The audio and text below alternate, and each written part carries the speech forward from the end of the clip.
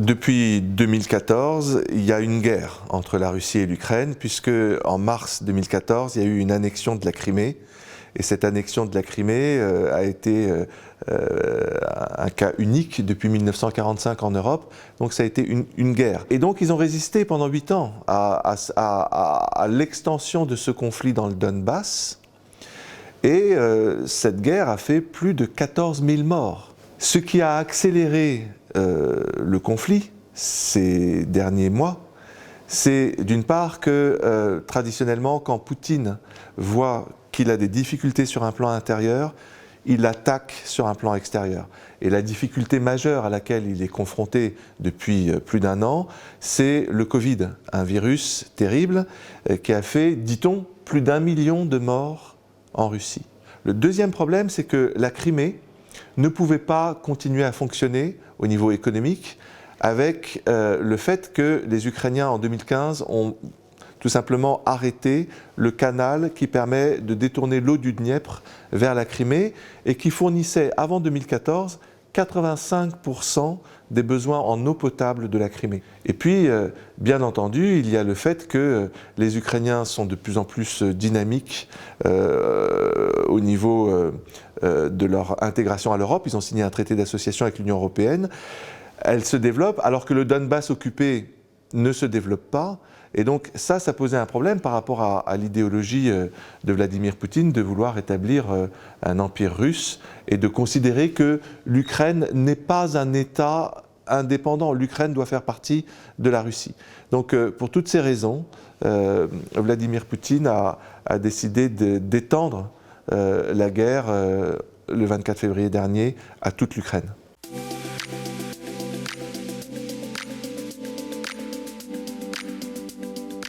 Mon avis personnel, c'est que ça va être une guerre à la vie, à la mort.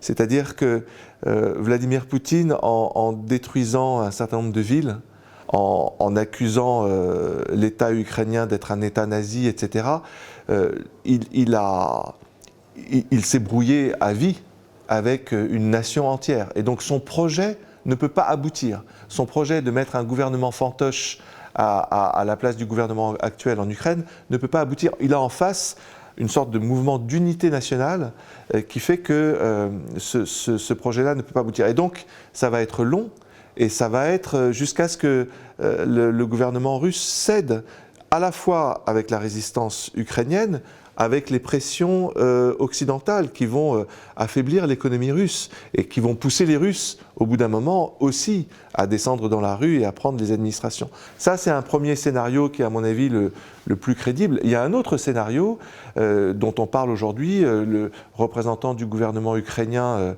M. Podolyak, négocie avec les représentants russes une sorte d'échange entre, d'un côté, les Russes qui accepteraient de sortir leurs troupes, et en contrepartie, les Ukrainiens qui accepteraient un statut de neutralité.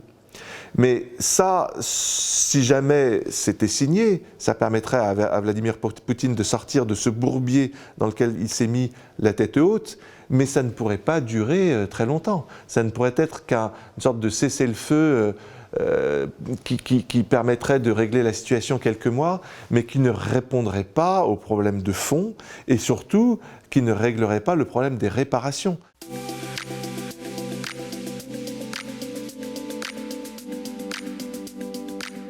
Ce que veulent les Ukrainiens aujourd'hui, c'est de faire partie des institutions politiques de l'Union européenne.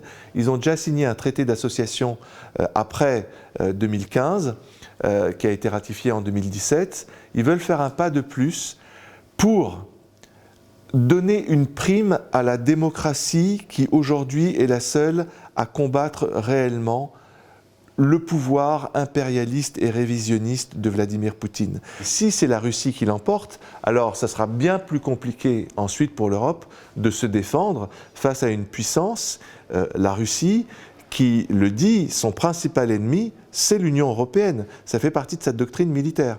Donc il faut aujourd'hui le plus vite possible intégrer l'Ukraine au sein de l'Union européenne.